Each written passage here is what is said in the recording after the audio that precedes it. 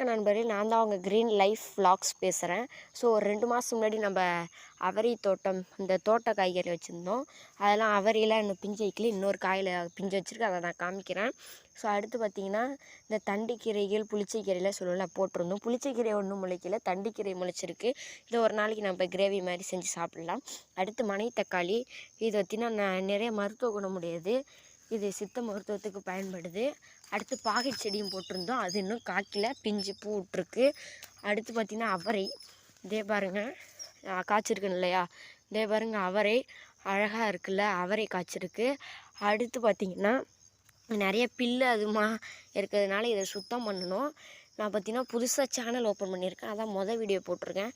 இந்த பார்த்திங்கன்னா நம்ம சேனலில் சித்த மருத்துவம், சர்க்கரை குணப்படுத்தும் மருந்துகள் எல்லாம் வீடியோ போடுவோம். வீடியோ பிடிச்சிருந்தா வீடியோ லைக் கொடுத்து நம்ம சேனலை சப்ஸ்கிரைப் பண்ணி நம்மளுக்கு தொடர்ந்து சப்போர்ட் பண்ணுங்கள். நன்றி, வணக்கம்.